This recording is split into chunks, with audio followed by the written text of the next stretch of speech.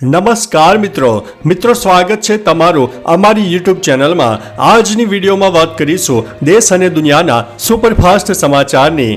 સૌપ્રથમ વાત કરીએ તો રિક્ષા ચાલકોની 24મીથી હડતાલ સામે આવશે।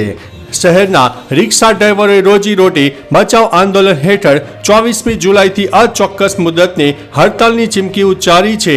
શનિવારે અમદાવાદ કલેક્ટરને વિવિધ વિષયોની રજૂઆતો કરીને આવેદનપત્ર આપીને તાકીદે યોગ્ય કાર્યવાહીની માંગ કરી છે, જેમાં જો આ માંગ સ્વીકારવામાં નહીં આવે તો અચોક્કસ મુદતની હડતાલની ચીમકી આપવામાં આવી છે। મિત્રો, અન્ય મહત્વના સમાચારની વાત કરીએ તો અમદાવાદમાં એક સાથે 1740 પોલીસ કર્મીઓની આંતરિક બદલી કરવામાં આવી છે। Ahmedabad police commissioner GS Malik દ્વારા 5 વર્ષ કરતાં વધુ સમયથી એક જ જગ્યાએ ફરજ બજાવતા પોલીસ કર્મીઓની સામૂહિક બદલી કરાઈ છે। ઉલ્લેખનીય છે કે ગત મહિનામાં 3 વખત મોટી સંખ્યામાં બદલીઓ કરવામાં આવી છે। આ વખતે 1740 પોલીસ કર્મીઓની બદલી કરવામાં આવી છે। આગામી દિવસોમાં કેટલાક પોલીસ સ્ટેશનના વિવાદાસ્પદ પીઆઈ અને પીએસઆઈની બદલી થાય તેવી શક્યતા પણ સેવાઈ રહી છે। મિત્રો, અન્ય મહત્વના સમાચારની વાત કરીએ તો વિવાદિત નીટ રિઝલ્ટમાં રાજકોટે આખા દેશનું ધ્યાન ખેંચ્યું છે। એનટીએ દ્વારા જાહેર કરવામાં આવેલા National Eligibility cum Entrance Test એટલે કે નીટના રિઝલ્ટથી રાજકોટ દેશભરમાં ચર્ચાનો વિષય બન્યું છે, જેમાં રાજકોટના આરકે યુનિવર્સિટી સેન્ટર પર 12 વિદ્યાર્થીઓને 700થી વધુ માર્ક્સ મળ્યા છે, જ્યારે 115 વિદ્યાર્થીઓને 600થી વધુ માર્ક્સ મેળવ્યા છે। વિદ્યાર્થીઓના આવા સરસ પરિણામના પગલે હાલ દેશમાં તેની ચર્ચાઓ થઈ રહી છે। મિત્રો, અન્ય મહત્વના સમાચારની વાત કરીએ તો લ્યો બોલો, મોલમાંથી ખરીદેલ ગોળમાંથી જીવાતો નીકળી છે।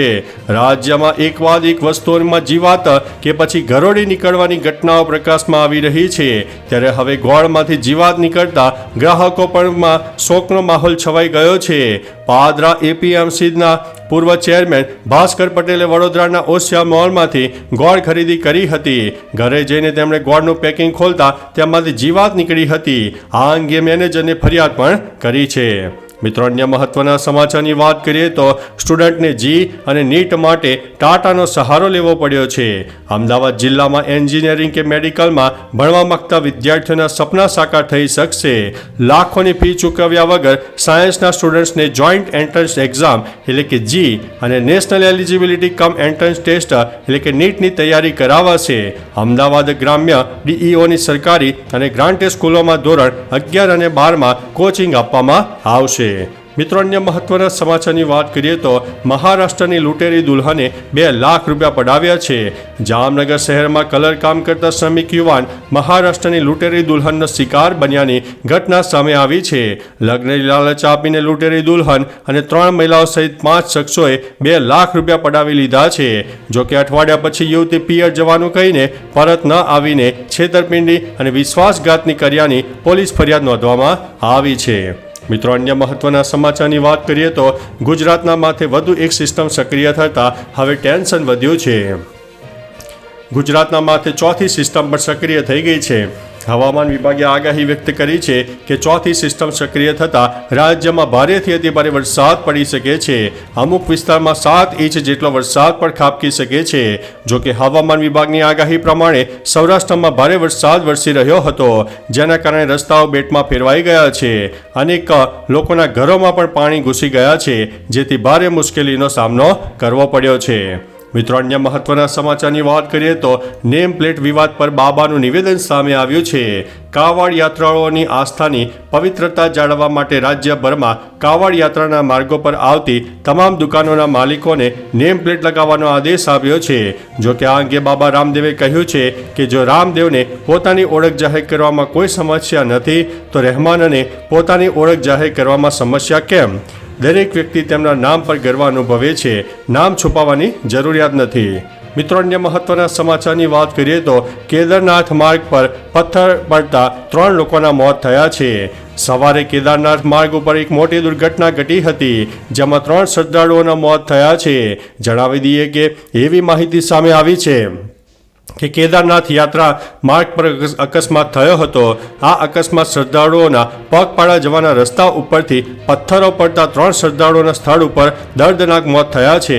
આ શ્રદ્ધાળુઓ કાટમાળ નીચે દટાયા હોવાની પણ માહિતી સામે આવી હતી। મિત્રો અન્ય મહત્વના સમાચારની વાત કરીએ તો હવે કેશોદની હાલત બગડી છે.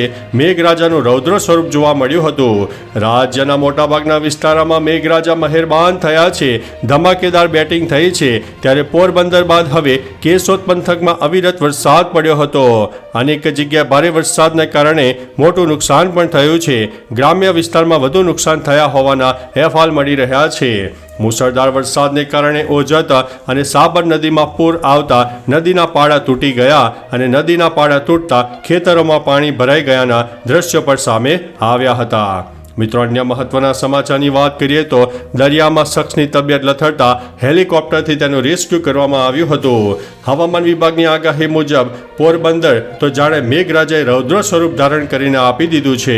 ભારેથી અતિભારે વરસાદને કારણે જ્યાં જુઓ ત્યાં બસ પાણી જ પાણી દેખાયું હતું. આ બધાની વચ્ચે મધદરિયે એક વ્યક્તિની તબિયત લથડતા તેનું હેલિકોપ્ટર દ્વારા રેસ્ક્યુ કરવામાં આવ્યું હતું. પ્રાથમિક વિગતો મુજબ કોસ્ટગાર્ડ દ્વારા મધદરિયે આ રેસ્ક્યુ ઓપરેશન હાથ ધરવામાં આવ્યું હતું.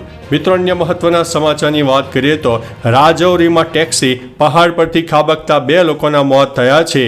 જમ્મુ કાશ્મીરના રાજૌરી જિલ્લામાં એક માર્ગ અકસ્માતની ઘટના સામે આવી છે, જેમાં એક ટેક્સી ટેકરી પરથી નીચે ખાબકી હતી. આ અકસ્માતમાં 2 લોકોના મોત થયા છે તેમજ અન્ય 6 લોકો ઘાયલ થયા છે. પહાડી વિસ્તારોમાં ચોમાસા દરમિયાન આવી ઘટનાઓ વધારે થતી જોવા મળે છે. આ પહેલા કેદારનાથ પર મોટી દુર્ઘટના સર્જાઈ હતી, જેમાં 3 શ્રદ્ધાળુઓના મોત થયા છે. તો ચાલો મિત્રો, ફરીથી દેશ અને દુનિયાના સુપરફાસ્ટ સમાચાર લઈને મળતા રહીશો. ત્યાં સુધી અમને રજા આપશો. નમસ્તે.